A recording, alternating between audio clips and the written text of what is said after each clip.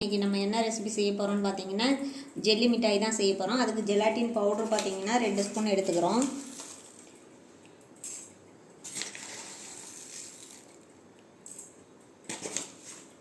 இதுக்கு பார்த்தீங்கன்னா ஒரு அரை கப் வந்து தண்ணி சேர்த்துக்கோங்க. இதில் தண்ணி சேர்த்து நல்லா மிக்ஸ் பண்ணிக்கோங்க.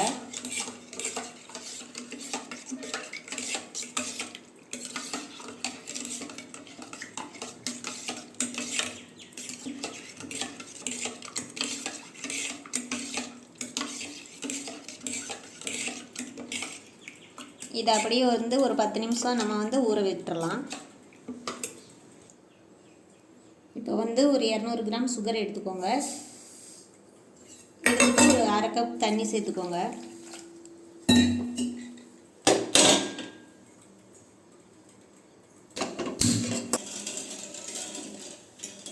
இப்போ நம்ம வந்து சுகர் சிரப் ரெடி பண்ணிக்கலாம்.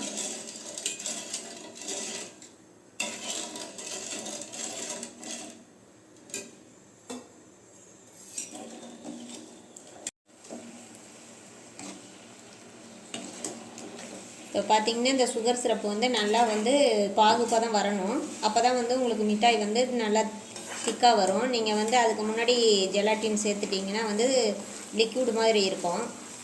அதனால் நல்லா பாகுப்பதம் வர வரைக்கும் பண்ணிக்கலாம்.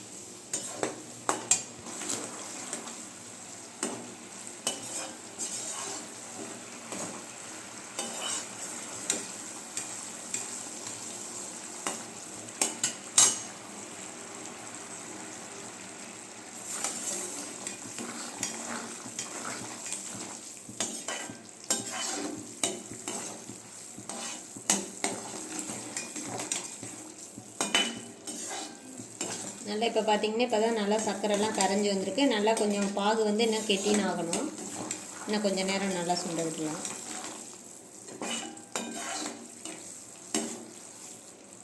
இந்த கரண்டியில் எடுத்து பார்த்தீங்கன்னாவே உங்களுக்கு நல்லா திக்காக இருக்கும். பாகு வந்து ரெடி ஆயிடுச்சுன்னா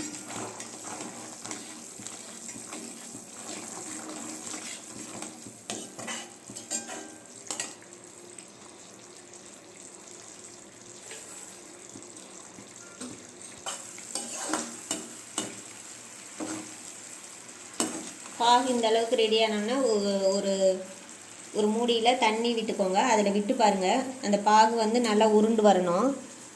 இன்னும் கொஞ்சம் திக்னஸாக வரணும். கையில் எடுத்து உருட்டுற அளவுக்கு வரணும். இப்போ பார்த்திங்கன்னா கொஞ்சம் கரைஞ்சிருச்சு. கரையாமல் இருக்கணும். இன்னும் ஒரு 2 நிமிஷம் வந்து பாகு ரெடி ஆகட்டும்.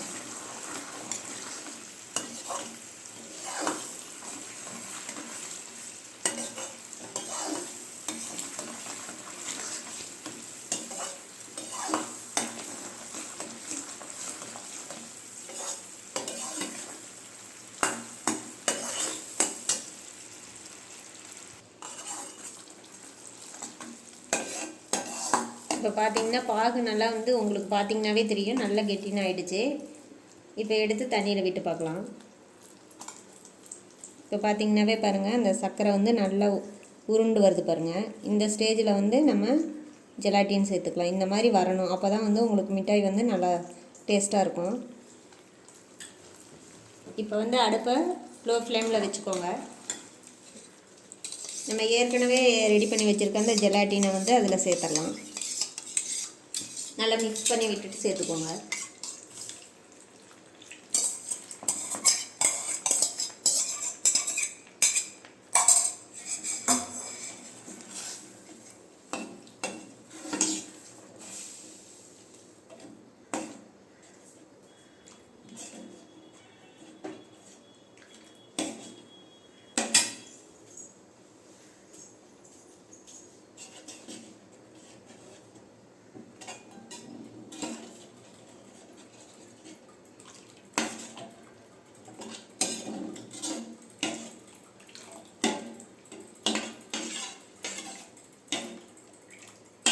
ஜெலாட்டின் சேர்த்து ஒரு 5 நிமிஷம் இருந்தாலே போதும். உங்களுக்கு ரொம்ப நேரம் தேவைப்படாது.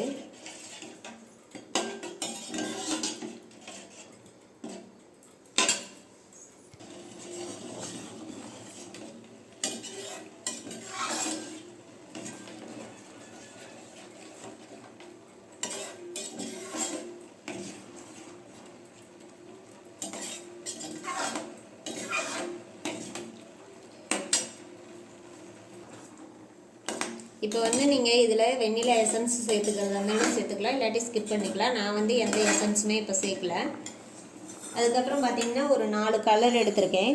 ஒரு சின்ன சின்ன பவுலில் வந்து இது வந்து ரெட் கலர், இது க்ரீன் கலர், இது ஆரஞ்சு கலர், இது வந்து ஒயிட்டுக்கு தனியாக வச்சுருக்கேன். இந்த மாதிரி நீங்கள் எத்தனை கலர் வேணும்னாலும் எடுத்துக்கலாம்.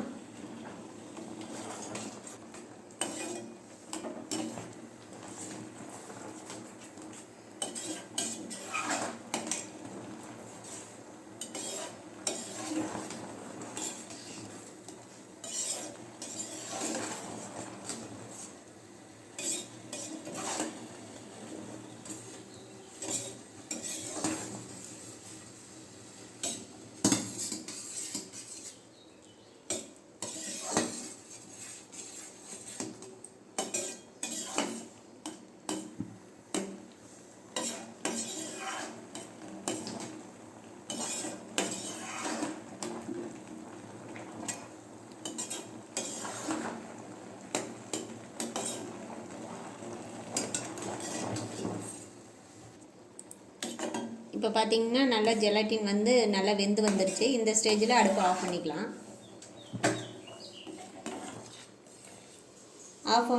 ஆஃப் பண்ணிவிட்டு நம்ம வந்து ஃபுட் கலர் சேர்த்துருக்கிறதுல வந்து நம்ம கொஞ்சம் கொஞ்சம் ட்ரான்ஸ்ஃபர் பண்ணிக்கலாம்.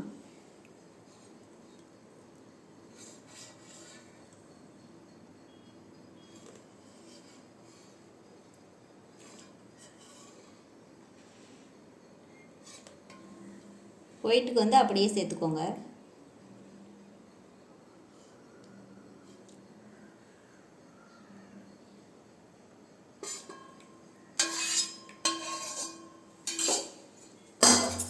சேர்த்துட்டு நல்லா மிக்ஸ் பண்ணி விட்டுருங்க.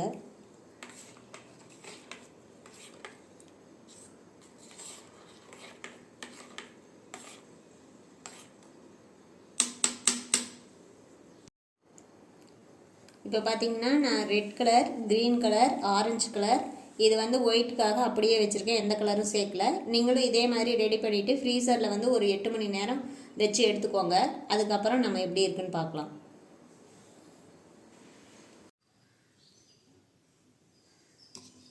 இப்போ பார்த்தீங்கன்னா ஃப்ரீசரில் 8 மணி நேரம் வச்சு எடுத்துகிட்டு வந்துட்டு சின்ன சின்ன பீஸாக நம்ம கட் பண்ணி எடுத்துக்கலாம். பார்த்திங்கன்னா சூப்பராக சாஃப்டாக வந்திருக்கும். இதை வந்து நம்ம சுகரில் வந்து டிக் பண்ணிவிட்டு ஒரு 8 மணி நேரம் நல்லா ஃபேன் கடியில் உணர வச்சிடலாம்.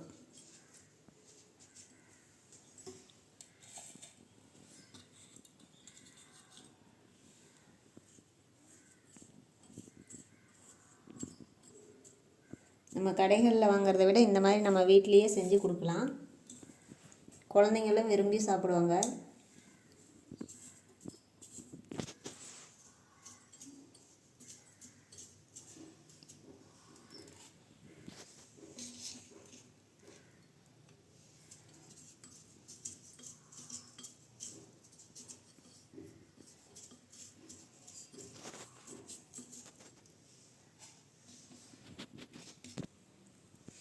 இப்போ பார்த்தீங்கன்னா நம்ம வீட்லேயே சுவையான ஜெல்லி மிட்டாய் ரெடி பண்ணிட்டோம். இந்த மாதிரி நீங்கள் செஞ்சு குழந்தைங்களுக்கு கொடுங்க.